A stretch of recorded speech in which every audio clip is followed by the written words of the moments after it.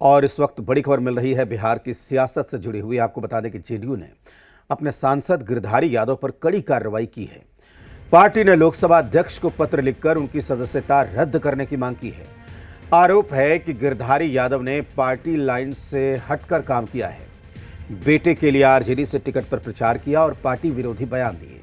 JDU संसदीय दल के नेता दिलेश्वर कामत ने कल ही स्पीकर को नोटिस सौंपा है।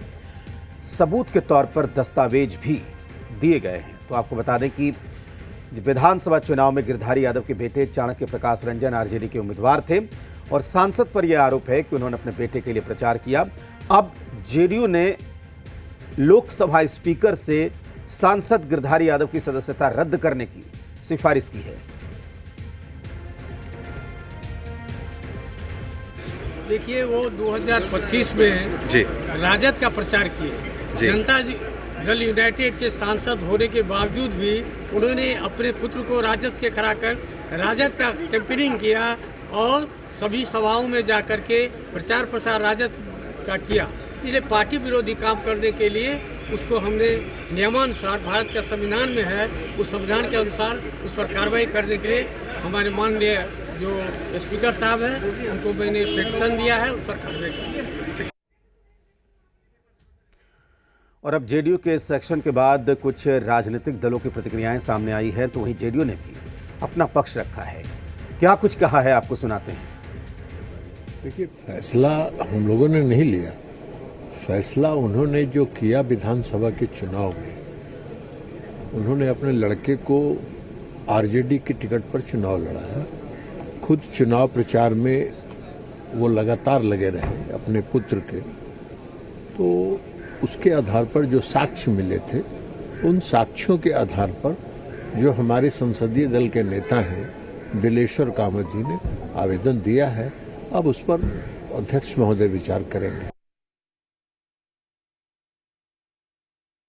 देखिए, हमारे पार्टी के जो लोकसभा में नेता हैं दिलेश्वर कामत जी, उन्होंने फाइल किया है स्पीकर साहब के यहाँ।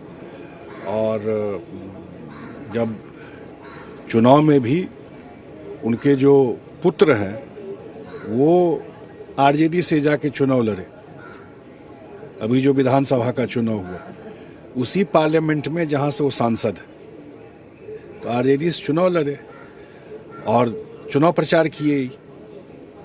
तो सीधा सीधा उसके बाद वॉलंटरी पार्टी छोड़ने वाली बात है ना। उसके बाद क्या बचता है उसके बाद?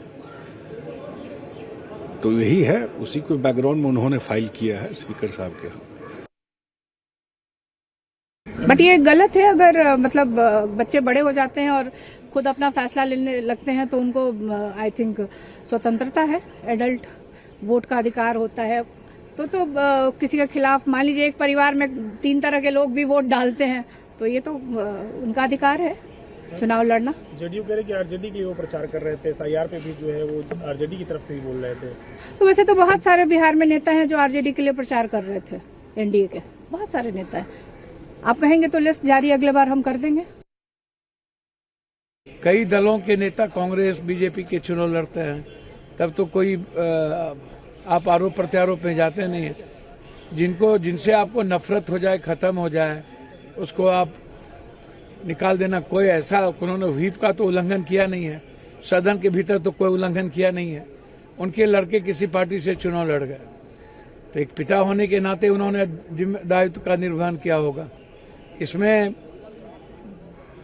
व्हीप कहाँ से आ जाता है और पार्टी का उल्लंघन कहाँ से आ जाता है? मैं कहीं और गए हों तो जरूर उनको बताना चाहिए। यदि बेटे के लिए गए हों तो ये गलत नहीं होगा। मैं इसको सही गलत नहीं मानता हूँ।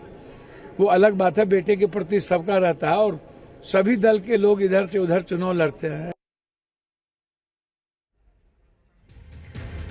तो आपको बता दें कि गिरधारी यादव के बेटे चाणक्य प्रकाश रंजन 2025 बिहार विधानसभा चुनाव में आरजेडी के उम्मीदवार थे और सांसद पर यह आरोप है कि उन्होंने अपने बेटे और आरजेडी उम्मीदवार के लिए प्रचार किया, जबकि वो जेडीयू के सांसद थे।